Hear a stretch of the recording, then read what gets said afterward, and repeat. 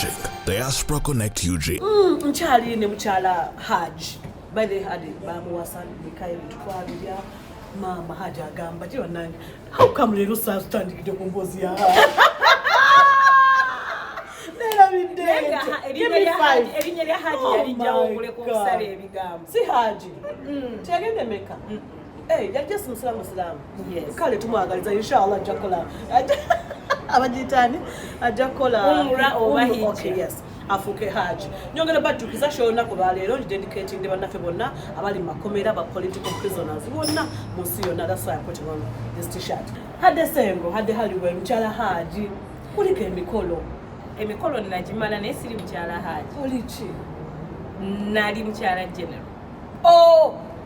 Jambo sa. Nebana mwekoze bintu wansi wenjuba. Oh my God. Kicho otakoze naye. Nchovola I'm at peace with my life. Mukyala general. Nakatucha mukyala general, right? Sikyali. Tukyali mufumbo. Wanoba. Lutuwe. Olwo sijja lubawa. The thing is twayagalana ne tufumbiriganwa ne tutuuka nga tetwesobola ne twawukana. Nole mwajeno. Era yannemu. Mwenda mweremwa. What happened? I think we were too similar. Wali oyagaddeko omuntu, it's like positive on positive. Oh, you were twali too similar. Like almost you were all my attracting characters. each other. Opposite attracts. But we were too similar. Almost in those every bad character. Jenny Nanga Yajirina. No, that is the honest truth. Sagala kujira, sagala kuda okwerungi yangu atesimanyi yalina kino twere magwere minga tuli too similar. One of us had to calm down, of which society is expected to be a woman. And was nabera too independent nga mpulira. I think I failed okwekakanya. So it was because of you that the marriage failed? And not necessarily, because at the end of the day, a marriage is a partnership. So I would say it was because of us. Omusajja yali ye asigala musajja. Ekintu ekyo by the way kyannema okutegeera. When people say like omusajja abeera omusajja, there is nothing in this world that is going to change a man to a woman. No matter what. Ne bwe mba nkugize era osigala oli musajja, because gundi biologically that's who you are. Okay. But the thing is, feba miss independent, especially omusajja nga akusanze wakola dda sente zo, you've already lived your life. It is very, very difficult for someone to change you or flipping board. If maybe we had given each other time during the dating yes, twandibadde tumanya nti okay kino kyejja, but we met and got married. And then we started dating in the marriage. Oh my God. Oh my God. Oh yes, my that's what God. happened. So that is why twamaliriza twere magani. What we were supposed to do before we got married, we decided to do after we got married. So you're now divorced? No, but we are separated. What's the difference? Yeah, I think it's the same. So can you know single and searching? No, I'm not single. I actually have a man. Oh, yeah. How do you know Sanyu?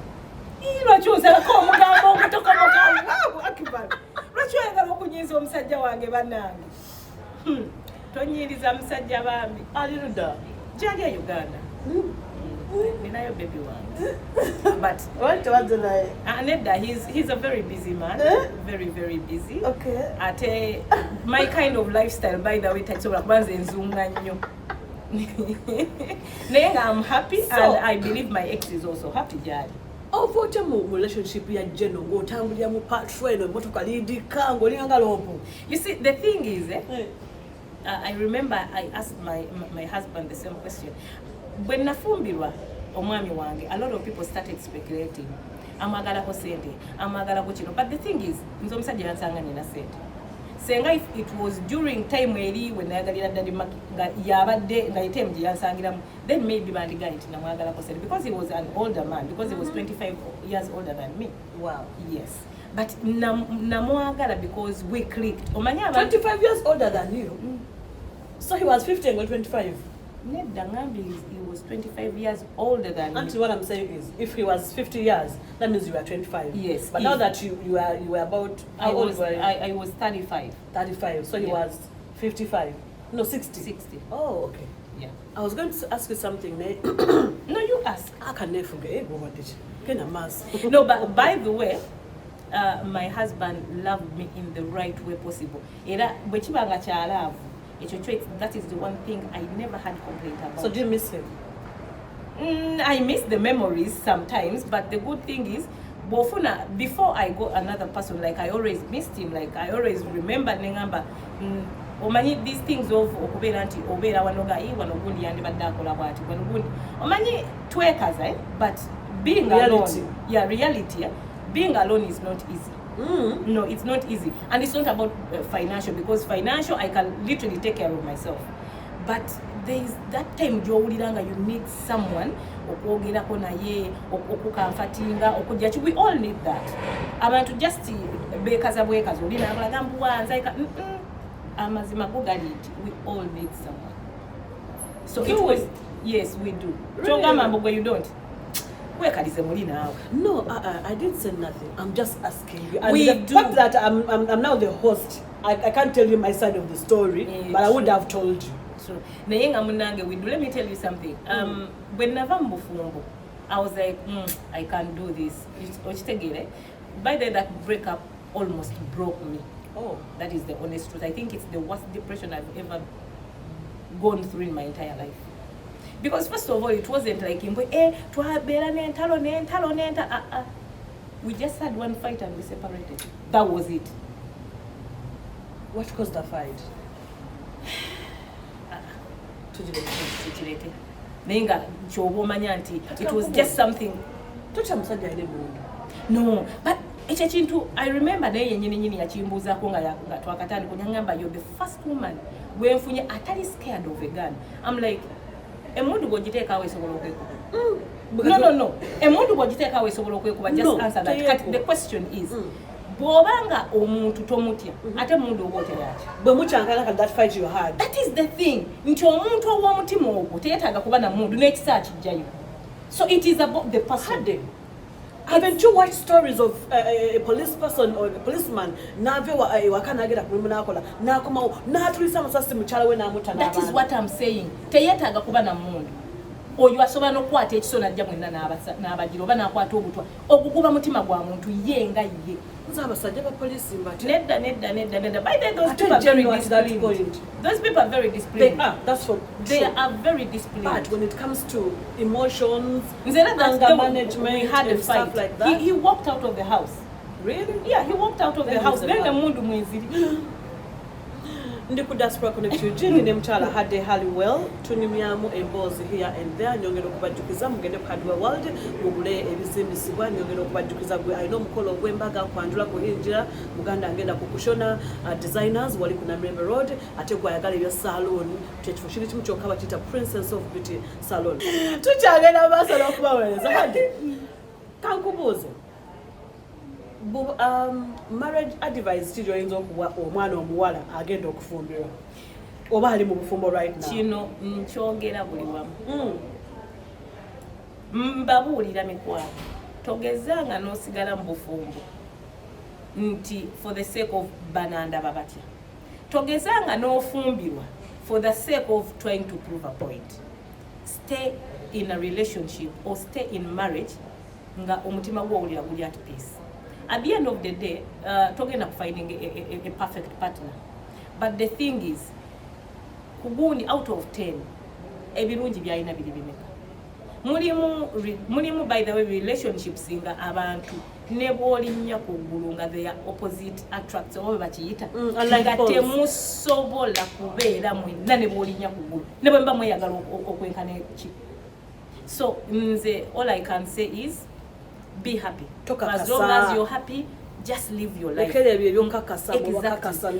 know people abali mu bufumbo nga balinga basingo. Actually nga balinga bali singo. Yalabirira abaana, yalabirira wakane nga yasigaza kimulinya nti mukyala gundi. Oba ofa kinensi. I think those are natuka ku extent where I love myself too much. Nti anywhere we feeling ila peace, we feeling ila happiness. I'm out of there. Okay. Haddy, njagala twogere ku lugendo lwo mu Ebons. Lwaki wava mu Ebons? Era lwaki bastars abasinga obungi ennaku zino bava mu Ebons? Ekyo nno kibiina kyange. There is something changes of I joined Ebons nga nkyali mwana muto. Very, very young actually. Na joining Ebons nga nakamala senior 6. Nenjivaamu. Senior 6 omwana aba akuze. Naye bannange ndabye naawe. Senior 6 oba mukulu. Okay. So I joined Ebons as a dancer. Yes, Paul Jingo, yeah. Nali njagala nnyo stage. Like naturally, I think ndi talented like that. So nali nkola ku can videography. The one message. Yes. Mutabani wange. Oh, yo yenye. Oh, kati Paul yagenda najjayo. Paul we yajja like nalinga mumanyinga waswa. Ojuka we yazanyiranga ng'omutemu. There was a good way yali omulongo chinga mutemu nnyo oba was it a slave mat or something like that. Kati bwe namulaba ninga bannange waswa biki. So ne tujiranga he's a very kind guy. Ne mugamba bane njagala kujoyininga ki Ebons. Nangamba ani that wali bizibu ojja kujja. So the day I went twaliyo overdose 30 abali bazza abapya To audition. Yes, to audition. I auditioned as a dancer. I think I was among the top 5 bebalondako. I was supposed to be a dancer. But that time nasanga balina omuzanyo gwe bazanya I'm forgetting the name, but gwali gwabasawo. So there is a lady called Ramla Chomhen. Aina part gye yali azannyanga intern. Ramla ali Canada. Canada. Oh yes, Ali yes. Canada. Ramla. So she was Salamu alaikum. She was aina part gye yali azannya yali ya intern doctor. That day teyajja, so they asked somebody to stand in for her. Me standing in. That is the first time gye balaba talent yanga as an actress. Ate ne malirizanga mukamange part ya impact. Wow. Yes, so never mugundi, like I never really became a dancer. So I automatically upgraded from being a dancer to an actress. So how long were you in the Ebons? Ebons nali in and out. Sajibiramu consistently. I joined, I think it was 2008. Nenjivamu, but okujoininga dada ogamba tino kati ndi mu Ebons, I think it was 2013. Nenjibiramu for 3 years. Okay. Then Why did you leave? Okay, now this is a story a bit personal. I wouldn't want to say it. Naye, twali Ebons yali egenda London. If you remember that trip we yali egiri London, I think it was 2013. Ebons yali egenda London. So netu saba. My sister, I have a family in London. My big sister, who is like a mother to me, ye yankuza. Na ngamba mpe namba ya mukama wange. Before we applied, na kubira boss wange na mugamba nti mbadde nsaba Haddy mufune visa nze nyamusasulira ticket. But since I was already a senior actress, I was already on the list of people going. Kati mwami Katende yali yeraliikirira nnyo abaana okugenda obutakola ki. Kati the fact that I already had family there, nekimweraliikiriza. Now, this is one thing I don't think I'll ever forgive my boss for. What he did is amazima tekyali kirungi. I love Mr. Katende, but that ekintu kye yakola tekyali kirungi. Mr. Katende yanteekayo to apply. Then ne baweerezaako email. Ne bateekako amannya gange ne my passport number na biki ne bagamba nti nina family eri I lied, yet bwe twali tujuza bo bennyini baatugamba tewabateekayo nti alinayo ki family bajja kubamma. So ye n'ateekayo nti I lied nti eri siinayo family, but they've come to realize that I have family there, and since I'm one of the senior actresses tebasobola kukola ki tasobola kukiraga nti no tayagala akole ki applying. So the decision should be made by the embassy. Now that email was sent to the embassy. Bobanga ye. How did you know about the email? Ebinabye ate kati byala. Ngenda kubulira. Okay. So they sent that email. Akatabo kange kadda a week later nga kaliko kanenga to applying as a group. Akange kadda kokka. What hurt me the most is the way my boss acted, like as if I very hurt. How can that happen? Blah blah blah. Like ngalaga nti nagizenyo nagamba no. Genda ogire nampa lawyer, genda mukola appeal, because ebitya nenkwata sente zange nenzizaayo. I had 800,000 on my account. Zonna nenzikwata nenzikola ki? Nenziteekamu because nga ndabira ddala bwayo. Natuuka ebintu byange byadda 3 days later. Oba nasasula express. 3 days later nga byonna tewali yadde nekimu kiba openize. Meaning bwe nabiweereza bwe baabikola ki? Bwe bakulize kinana. That is the thing. Nenga zisene zokka ze nalina ku account. I cried kuba that day byakomawo ebonziro yatambula. Nakab. And then to make what matters worse, jukira already twali mu social media wars. Mukazi weeri bannange kya. Ne wakuddamu kabisibisi. Era biki ne banjogera kabigamu like now my sister yali asoma immigration law by then. She's already a doctor, but yali agasseeko ng'agenze ne mu law. So yakwata gundi yange the ID number because ebite nabiweereza gundi ng'abuuza because she wanted to know. Ne bamuddiza gundi feedback. That's when I got to know. Oh. Yes. So I asked Uncle Sam. Uncle Sam na confirming. So I think that is the one thing chenali nyigiddeko mukama wange till today. So kyakuja mu bonds. That was the beginning. Kati batuuka nga bagenda okujja mu US. But by that time nali intandise okubeera in and out nga mpulira byentami. Batuuka nga bagenda okujja US ne bankubira essimu I go and apply with them. Daddy Makina ngamba nkwegayiridde weesonyiwe bonds. The fact that Luli bo benyini bakusabotaging because that man has a lot of say mu ebyo gundi so bayogera ekigambo bakikola ki. Kati imagine if you get to denials nofuna eya UK nofuna nenga US okimanyi nti entambula yo oyinza n'okunywa obutwa okitegeera. So nagezaako convincing but I didn't want to listen. Nengenda netutandika okukola gundi okusunsula kola bihasozi biki. But I don't know by that day chekyandiko.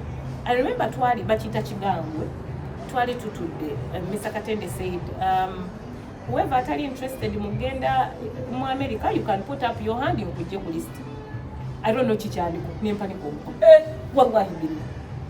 Mr. Katende naga mulimu abantu bemmanyinga bo ever they always have something to say. Kati mukyala Ssengo oba kiki ne mugamba mukama wange I think it's about kikubu ngakuwesa bibi. Yes, and that is the last day ndabera. I walked out.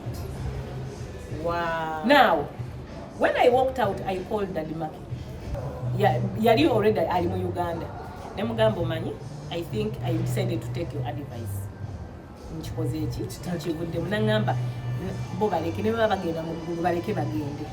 Already kye bakola wali eri okusooka, it's already bad enough. Based on when they don't have your best interest at heart. So ne tubeerawo, he went back to Canada. Mbandiawo, he sends me a message. I think after like 3-4 weeks, he sends me a message and he's like, "Nkwereza link eyo, gifollowing, go and fill that form."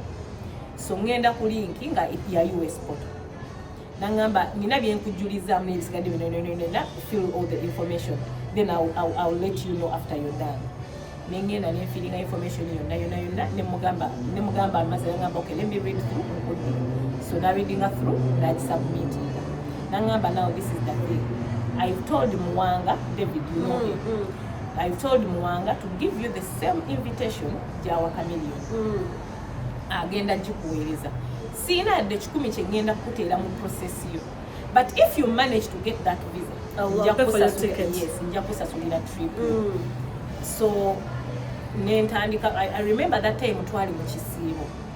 Nentekamu under appointments ng'oteetoerera enkeera n'ozikola ki n'ozifuna. So nentekamu nangamba nkwegende don't do any fake paperwork. Ne bw'oba ku account oyinako kakadde kamu ne bw'oba oyinako mitwalo 2 gy'egyo tokola anything gundi. So I went for the interview. Nagenda neebikiridde because kyali kisiibo.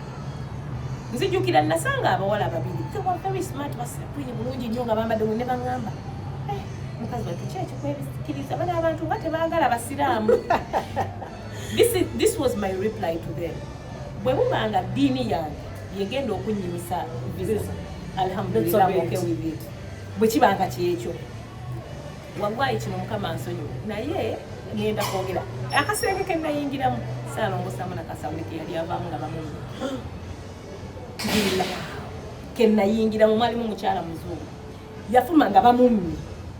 Now imagine gundi zange navuze zange awo zaali like wabamidde omusajja alina ssente ezitokomoka kati atenze Hadija waabwe. Now I went to the interview. Omukyala bwe yandaba n'antolera salaamu. Naye salaamu yali yabitegedde mugamba no, that's not how they say it. Nambuuza bagyogera bati ne mubuulira n'aseka. So nangamba Haddy Ssengo Awwera, where do you work? Ne mugamba I work with the Ebonies. That is the question yeddako gye yambuuza ye yampeesa business. No, actually yasooka kubikula katabo n'alaba ddinayo yayo. Remember by then nga bazikubamu mu katabo. Nangamba did you apply for any other country besides the US? Yes, I applied for UK. They denied me. So you decided to come to US? Namugamba, yes. Katinanja Nanga, where do you work? Namugamba, I work with the Ebonies. Now she asked me, Nangamba, you work with the Ebonies? They have an interview tomorrow. Why aren't you applying with them? Allah. Kati eyo answer ye yanvira ko kumpa visa ya mgambo. Namugamba, I was supposed to travel last year with UNA courses because I had already gotten an invitation and I asked my boss for permission. But then I was pregnant, so I couldn't travel. By the time Ebonies got the invitation for UNA convention, which is very different from UNA courses, my boss had already given me permission to travel to US for UNA courses. Welcome to the United States. Sanyu. I almost screamed wallahi. Then we kwata. Nina mpulira pa. Ngantambula nina mpulira ninga ali mubanga wenti aseyeya. That experience akokatisa. Ate nakuzinoka kambu. Atakatuka nkwe atakategera. But yala katuse queen baba mabiza mu bitiba. Bani basule queen. Abali bangamba ati nebikiridde lwaki. Really? Oh yeah. Ne bajja ne bambuuza oyogedde otya kiki oyogedde biki. Ne mbabuulira nze so. Wabasanga nga bakyaliwo. No nze yabasooka yakyali. Kuba kati bo babayita mugundi eno nze ne ngenda mu yagundi ate nabasooka okufuluma. Okay, ntitegera bulungi. Nkyali ne Haddy Ssengo Awwera. Haddy, wasoma? Nasoma. Wasomera? Nasomera amasomero mangi kikulu nayina eddalo lingi. Okay, kati tugaleko eza waggulu. P7 wagikolera? No, yali mu kyalo nagikolera bagita Kazinga Yumeya. It was a Muslim school. In Masaka?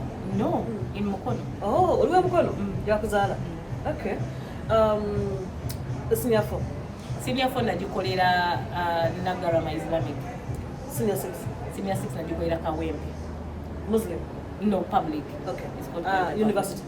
University nasomayo semester teyagwako nembuka. Lwaki wambuka? I read not that steady the road this time round. Now, by the way, I have to funny gundi. When namara senior 6 nagenda ne registering ku LDC for a diploma because everybody was telling me wait I go somewhere because oyagala nnyo okuwoza. So I went to do a diploma at LDC. I even registered, paid and all that. I remember a chance to LDC. By then in so I was wearing a skimpy suit in neon pink. Now, baloya bambala colors it's black, navy blue. No, it's black, navy blue, and grey. Those are the only colors allowed. Are you going to a strip club? When I Sunday. That was too much. And that we don't remember. That was too much. When I'm classing, I go kale come to be. Kati anti dalinja kalanyo ali mekibil. Waliola yako kugundi baita ali mekibil. It's a series ya lawyer. Olinga ye adifying everything they should expect a lawyer to do. Weren't you oriented? I was. But then why would you dress like that if no, they actually they never said that we are not allowed to wear other colors, but they said we were supposed to wear 3 colors, but not saying it. I does that we supposed to design. But I had my suit, it's cute. Bali bagana college. So but then I also went to moves to do a business. I realized what I was interested in. I was interested in music, dance, and drama. Besides interest, and I didn't want to go and study music, dance, and drama. Like, who studies their talent? Oh, my president did. I know, but I don't study my talent. Like literally, that's my talent. Why do I have to study? It's beyond. Wait. MDD ali beyond this Sanyu kuyimba kuzina and all that. There's a lot in that. Yeah, I didn't want to. You know, some soul fast knows in so you know, there's a lot media into MDD. I didn't want to. So name bivako nengamba katika ngine ntandike kutandisibula. How are your children? They are all 5. I'm a mother of 5. Oh, yeah. Okay. I'm a mother of 5. You look cute. Thank you. I try to take care of myself. That's good. Yeah, so my elder kids, Babera, Denmark, Tata Wawe, then I have my 2 young ones. Oh, they're all girls? Yes. No boy? The boy is the one that passed away. Oh, rest in peace. Rest in peace. It was to design one. To design. Yo, only one. How is that dad in Denmark? Mucha. Nah. Why? So you, but I speak to my kids through their singer. And then something must be wrong with you. You gave your kids to their dad. Yes. And you don't talk to their dad. No, the thing is, by that time when Ndyamuzara, honestly speaking, I couldn't take care of them. Oh. Twali twawukanye nga we have a lot of kusikangana going on, and I couldn't take care of the kids. Atenga okugamba nti mbasigaze gama zimanalisi sobola ngambakotogera. I went and seeking advice from different people. Abana baweeyo. Haddy, tuli ku nsonga y'abaana. Today abakazi bagamba nze nfa n'abaana bange. Muleke mbabulireko. This is something I'm going to say. It hurt me so much of why abana to an extent nasibanga nkaba ngansula nkaba. By then nali dating daddy makilinga tetunaba kuzaala. Like nakabanga day and night. Until we bangamba naye nkubulire, the only thing kyosobola okukola is kuddamu kuzaala. So I got pregnant. Naye tulina abakazi ekintu kye twesibako. Nze abaana abange sibawa musajja. Mikwano oyo omusajja ye taata w'abaana abo. Nga naye bw'oli maama w'abaana abo, biologically that is their father. Bw'otuuka nga oli mu situation where you can't give those kids the best they need in life naye nga kitaabwe asobola. What abaana bamu.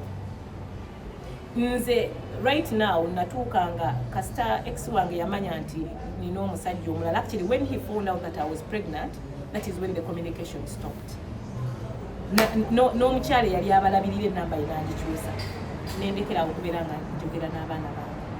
But I was okay with it. I said, you know what, at the end of the day abaana bawala bajja kukola, they will know the truth. And the good thing is their aunt Ssengo Awwera, she's a very good woman. Like she's ready. Making sure every time she's with them, you can talk to your kids, and all the time mama and it's been a long time. It's been 10 years since they left. Oh, so are they not citizens? Yeah, but they're citizens. Really? Oh, yeah. So the dad, yes. So what's the meaning of you giving the kids to the dad? By that time, so you cut communication between you and your children? I nze bwabanga oli akyusiza enamba obadde ofunira abaana nga naye nyini akublock nze you can't access him kati oba ogenda kukola ki. Why wouldn't he give you yambi ng'okyali nabo? Ati bwebwe obuzibu nti natuukanga olw'okuba twali twawukanye. You know how men are. Bwe mwawukana abaana be basafari. No. Okay, twawukanye, but still, I mean, if you really say buno musayi ngo bulabirire nga ndi nabo. Ebyo abakazi ffe tubimanyi. Mukwana abasajja bo bintu babira bulala nnyo. Nina omusajja yaŋŋamba nze sirabirira mwana atali mu maka wange. Kitegeeza bw'oba oli naye ne bw'olinya ku Gulu Square yadde ekikulu. Kati that is, by the way, y'emaitaita y'abasajja ekyo sobola kibajjako. Ye muli alowooza ssente z'agenda okuwa ogenda oba kuzirya na musajja mulala. I don't know, but ebyo nze kati. So abantu bo, do you go to Denmark and visit them? No, that is also another thing. I can't get a Schengen visa. Why? Because of him. He blocked you? I never interviewed, but that is okay. No, it's not okay. No, actually, let me tell you something. It is okay. Natuke ekiseera notawakala ne exactly. When nabeera ne pressure bichi n'ensaba ne banyima. Paka in the long run we bambulira amazi. So you cannot go to any European country? I can't go to Schengen countries for now until I solve ebintu byagira. What's that? I nebintu byanteekako. ayina ebintu byanteekako naye nga that's life nze nina ekintu that's meant for you by the way when natuuka I think ndowooza natuuka life yange nentandika ogiteekinga very good you people about eyo natuuka era that is the one gundi yo gye nakkakkana nengamba eyo kanjireke because at the end of the day my kids are going to become the legal age and they can invite me. How old are they now? The oldest is making 16 in August and then the youngest is making 14 in September. So do they come back to Uganda? Or no? Ekyo nakyo kyennyini takibakkiriza natuukako ne kusente mugamba I can pay for the air tickets bw'oba ojja kuba jjajja Uganda buli mwaka but natuuka nenjala nengamba you know what at the end of the day he's a good father, at least that is the one thing I can't take away from him. He's a good father when it comes to taking care of his kids. He's not a good father when it comes to a relationship, the kids having a relationship with their mother. That's so wrong then. According to me. According to everybody except him. Because, okay, even his family, that woman, your mama wani, yeah, anyway, I know the wound is because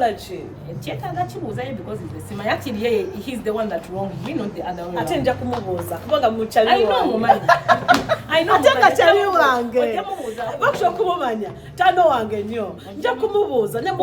For as long as I you know, he's the one that wronged me. But by the way,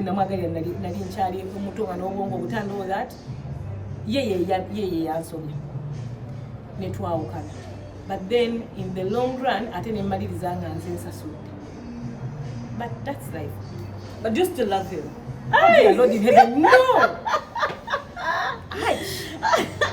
Okay, by the time all that happened, did you still have feelings for him? No. Because I mean, you have seen when you are talking about childhood feeling, about childhood love. Kankubuulire nze nina ekintu wallahi lwonnyendako ekyo nkirayire lwonnyendako ne bw'obanga gwe omusajja asinga obugagga n'obulungi na buli kimu mu nsi my feelings are dead. But you're a Muslim girl. I don't give a shit. That's why those are n'abasajja abasiraamu sibadde. You have to give it because you are a Muslim girl. Sweet. Why is it that? Why is it that? But lately, Muslim girls they bakwatagana n'ekyo kye bawuza mbu abasajja bana.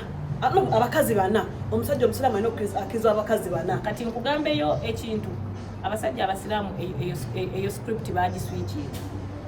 Mu Qur'ani bagamba wasa abakazi omu babiri basatu paka kubana for as long as osobola batweetinga kyekimu naye ng'olaba kisoboka osobola obbagala kyekimu osobola batweetinga kyekimu kitegeeza nti already Qur'ani yabateerawo akakwakuliza akalaga nti temuli suppose kubabeera nabo because nobody can treat like them the same. Ate they think it's funny. Naye bo kati kye basinga okungiriza. Ate waki bakikungiriza nnyo waffe mu Africa okusinga ne mbawala baba. Exactly. Okimanyi abawala tebawasa bakazi basukkomu. Naye kakati ffe eddiini abaagwamu engwe. Ate ffe obwenzi obuli ewaffe oli ajja eddiini etugamba abakazi bana. No, eddiini egamba wasa omu babiri basatu paka kubana for as long as osobola batweetinga kyekimu. Hadde mpa ensonga lwaki abawala abasiraamu ennaku zino, quote me right, andaba ennaku zino abawala abasiraamu bahijabiz abakyala abasiraamu tebakkiriziganya wadde, because I've had a couple of them saying ngate basiraamu. Recently, case in point, I was watching Station nagamba nze sigabana musajja nange sigabana musajja. The minute, this is the thing, nzera eno ye slogan yange era nagamba oba ndiyagala bameka mukama yeka yamanyi. The minute I find out until you have someone else, mukwana I leave you with that someone else nze nenejja mu equation. How come abasajja bote bagala bagatikate they feel okay okutugatika yembozi tete malanga sharing ngagundi musajja nawe nze sigatika musajja ali mali nze sigabana musajja ekyo haramu haramayini era olyanjagala ng'akimanyi nina kubeera ogu the only queen in the kingdom. Sibeerako bayambi nedda mukwano. At least I have the full package. One of the reasons why nze sigabana musajja. Mami yalina bameka. Haji yalina bakazi bana. One of the reasons why sigabana musajja because I grew up in that environment. I don't want to be in that environment. So you know how exactly. No way in hell. era oli awulira nga tasobola by the way baby wange bw'olinga tikalogenda okumanya sayidi yange ekyalo Haddy okimanyi nti abawala abasiraamu temwagala bagattako bajja bammwe baby nze njagala nnyo okubeera center of attention. I want to be your beginning, your mid and your end. Your alpha and your omega. Exactly. Tell it in between. Ate mbusimanya kati ngambere wakane basengo ngamba mbusimanya ndi wamu ekyo kaze nenyinyala. By the way, the feelings zizifa. Kati nga tuli fembi intimate nga ntandika okuloza ntateyo byokola ne Aisha. Ninago nakigamba nagamba bunte mugendo okubeera ha. Negwe. By the way, I'm ready to stay single for as long as ekisooka muleke mbabulireko. This is something. Abakyala mukole sente. Buli bwokola sente oba olina se. A lot of women are staying in those polygamous marriages because omusajja ye buli kimu ki. I'm telling you. I bet to differ. Abakyala bangi balina sente. Case in point, the president of Tanzania. She's a president. She's not is she number one? But the husband has another woman. She's the president. Kati kankubulireko. Banamba 2 eva bo babeeroke. Kuba be bayingiridde. Ekyo waliyo kirealize. Abantu abasinga bano bakira nsize namba 2 namba 3 jukira yesha ayingira weda abakimanyi. Abo eva babeeroke. Nawo obokimanyi kwanga ategwe bakikuzalidde. Nze ngendo okukwagala nga nkimanyi nze kanze ndiwo. Era nze by the way omusajja atugenda okudatinga mugambirawo nze tebangattika gwe buli bw'owulira nga there is something else you're looking for nze nta kyobula mukyabeera nnyo single single mother mukyabeera nnyo single temwagala basajja ulikagula kagwendo mathematically gye bujja mu maaso each man will have 10 women at least in your dreams, not in my dreams, in your that's dreams. What the world is telling. Mula wayo nonsense gwe bagamba busimanya abakazi tuli bangi waliwo nalaba Shena agamba Flavia yeyogeza ne atakoma manyo blaga chibulire but I'm being honestly speaking ndikutimuyo inze sigatibwa ekyo haram the same way jeso. By the way, this is something I don't understand. Somero lwachi abakazi tebakyebuuza abakazi ffe tukwanibwa okitegeera kitegeeza olunaku lusobola okwanibwa abasajja abasukka mu 10. How come gwakwana ate kikubeerera izo kwana? Because this is the thing, muli nteeberezaamu all the effort you put in okwana omukazi omulala, it means it is intention. Inze gwe bakwana bwe mba sikkiriza ate gwakwana obudde obujja wananga amaanyi ne sente z'oteekamu okukuba kumanyiira because they want to experience a lot of things. There's something that you don't have that the other person has, and this man would love to experience it. And many think they have everything. Senga mwaye tugumira nonsense and ingredients. I hear nonsense and ingredients. Oh my God. Sagala. By the way, abakazi tugumira nonsense and ingredients. Okay, now that's new. Tugumira nonsense and ingredients. Naye kati ate omusajja n'olabanga bannange mutuwa ku kitiibwa. Okay, tugenda kudda ne Haddy tusiibule ne tukomawo ne ya nonsense and ingredients. Emboozi y'abakyala n'abaami bw'ogitandika leero ogimaliriza nkeera, but njagala tugiwumbe buli omu naye nkyafu naye abakyala but anyway enda kufuna sesha tugibeemu ku mboozi y'ekyeyo anyumize ne bakyagala kufumba na mujjawe and all that. Haddy, ebintu bibiri lwaki toyagala kuba kyeyo? Kangusese. The first time I came to US najjanga nze kuba kyeyo. Nabera mu US weekends nengamba Uganda erwo mikwane enkola ya mwesi gisobola. I work smart, I don't work hard. You people have like over 5 jobs oba meka. Nabera koko n'omuntu ewaka wallahi wiki nabanga simulabyeko. Yayina shifts 3 kati nganzi nyizo okutambula ngenda okuddanga yebase. Ogenda okugira ngate agenze kwegamba mukola nnyo, and on top of that musasule a lot of bond, a lot of bills. Normally bizanga the amount of money joyingiza nezo saving is very little. By the zinensi tuzegomba because they are beautiful and all that. Naye enkulayira omwana Kampala asobola okukola ebintu bingi owa wano nga bikuleme naye ate sente ya wano ya bay. Kati look at how I travel. Nzija mu US nenkola US to a state to state. Wano wabeka babisobola. tubikolanga twala yire ebyonyumya ki hadde byombikolanga bulijjo babuuzi anti munnaffe gwamanyira ebintu by'okungamba bameka anti kale nze mbikola tagala kwogerera abalala kimbogerera nze nina mukwano gwange hadde omwana atambudde amalako seza abiri kazo namakumi aga nakwata ku nsi she has been to 119 akola mulimu ki she's a nurse bana abasomi yes but she's a banange oli omwana nze there is something I realize about abantu abaliko shift is abafuukira shift. I'm not saying financially you can't afford, but shift is abafuukira shift. Oli agamba ngende mu California olwo no kati let's say Boston ngende mu California is ennaku benkuba biwa neno shift imafuna olwo ngagenda kutwala shift. Nze by the way yo natuuka mu US in 2 weeks nali maze okutegeera nti sigisobola era nze alija sisobola kiyo. Okay, ngatuwumba hadde nkumanyi ng'omukyala ayambala obuntu obuli skimpi ayambala busomino sonsomino kajanjalo ayambala obuntu bwe but all of a sudden nokola 360 you know a hijabi. And the funny thing, people think in Mudaika na funa jihad chechamfula hajati. Tena jihad. What happened? Amasimanga katonda gogalid. I feel like buli kintu kye nasaba mukama nkifunye. Wallahi ekyo alhamdulillah. Buli kintu kye nasaba mukama nkifunye. Mukama ayina engeri gyansitudde nampa life gye nali neegomba. Nampa life gye natulanga baninga I wish nange naliko bwentyo. Kati natulanga noonya ki kye nnyinza okukola okumwebaza. Nengamba lwaki why don't I turn to him like bane byonna mbikoze. So you not turn to God? Yes. Osala 5 times a day. Omusala wali togulabye? Osiiba. Nsiiba nsala 5 times a day as a must. Owazaka ennyo nkati nange mpayo zaka. Mukwano toli mu bwetaavu. Zaka baziba bali mu bwetaavu. Obwetaavu ngaki? Kati for example abatalinaako mwasirizi abatalina we basula abaana balina mwasirizi. Eba nengiro. MP banange tugende.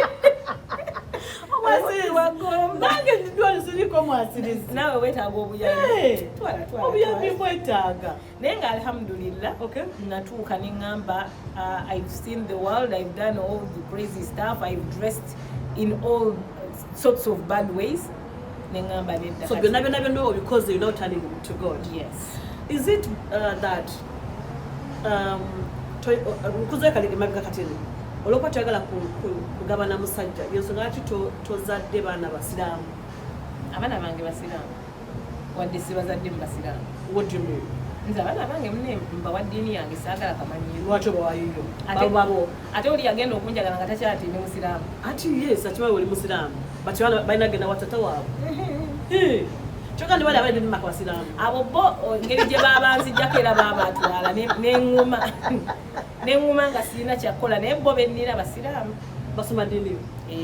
Kati tulaba kino kiwala kyange kimmaki nti n'okwebikira kyebikirira. Do you think that is good? Yes, it is. Why do you think it's good? Why don't you give them their dad's religion? Leka nkugambe. I'm a Muslim because I grew up in a Muslim family. You are who you are because you grew up in that family. We didn't choose our religions, we grew up in them. So, olwokuba mmanyi obulungi obuli mu ddiini yange, I'm raising my kids. Kwanze mbakuza. Kyogamba bataata baabwe bo tebamanyi bulungi buli mu ddiini zaabwe. Nedda bataata baabwe bamanyi ate gundi. Actually, Daddy Mark is very okay with. Recently, yangamba mbu yasiramuka. I don't know, but that's what he said. No, that's what he said. He told me recently nti yasiramuka. So I think naye nyini amanyi obulungi obuli mu busiraamu. Okay. Abanga abaganda bagamba nti mamba wanaye. Kati mamba yani awujemba. Eyo ino busiraamu. Which is okay. Kubana nda kugamba kituufu. Nze abana bange basiraamu. Oh really? Yes. So because of their fathers? Yes. So should I also mateke mbo Catholic? Ngoba kuze. Of course babira woka. And kati nze ndi mukazi wa muntu omunene. Agoyiza okuba you a submissive woman nti oyagala nnyo nze mukwano sigenda ku raising amwana atali mu ddiini yange okuba kunjoga. Bwana akola n'agamba mama nsagala kubeera musiraamu njagala kubeera mu ddiini. Abeera ne choice. Ate ngenda mu Uganda ibeera choice. But right now why aren't you submissive? Describe submissiveness. Depends. This is the thing. Men love a woman right. automatically ajja kufuuka submissive. Bwegezaako okumucontrollinga naddala the likes of but us. some of you mwetaaga to be controlled Nedda mukwano nze siri mwana muto mu mitwe. This is the thing. Nava mu bazadde bange nga banfuga. They control me because they banzaala. Nenzira ku ssomero wulira. Nenzira ku ssomero ne banfuga. They control me because be baali bagira ki. Nkuze. Nekoledde ssente zange. I'm living my life. Mfuna omusajja no you also want to control me. How? Controlling omuntu kidependinga. Anyway. Mu part 2 nansanze Haddy Uganda. Exactly. I'm going to come to Zara. Zara to us, yes. Tutandikirawo ku controlling a woman and submissiveness y'omukyala. Nze ndi submissive at a point. Sibula batulaba. Banange abalaba Diaspora Connect, thank you so much.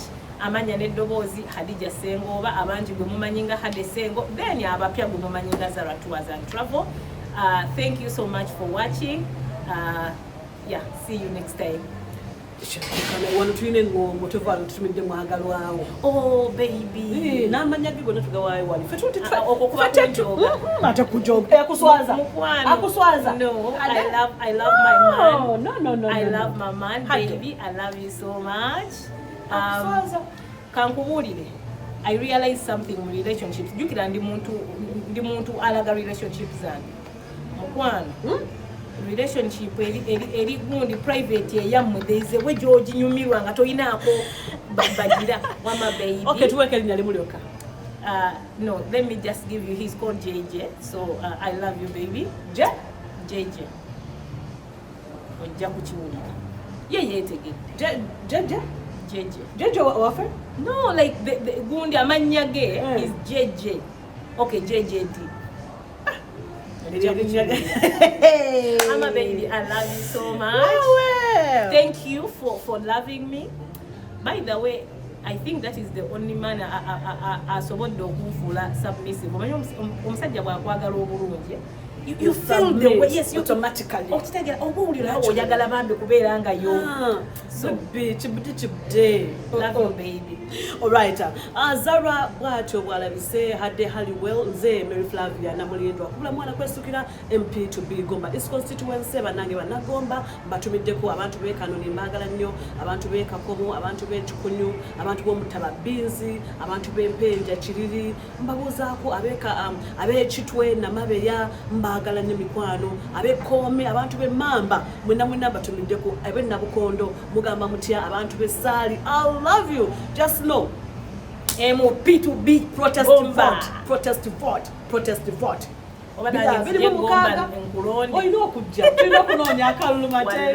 President Kyagulanyi kutumiddeko mukama wange bonna aba NUP mu Uganda yonna mbabuuzaako mbagala nnyo program eno ngiweereza bannaffe bonna abali makomera olw'ebyobufuzi mubeere bulungi. You're watching Diaspora Connect UG. The views expressed on this program or commentary are solely of the individuals providing them and do not represent or reflect the official policy or position of this YouTube channel or its management. You've been watching Diaspora Connect UG, bringing you closer to home.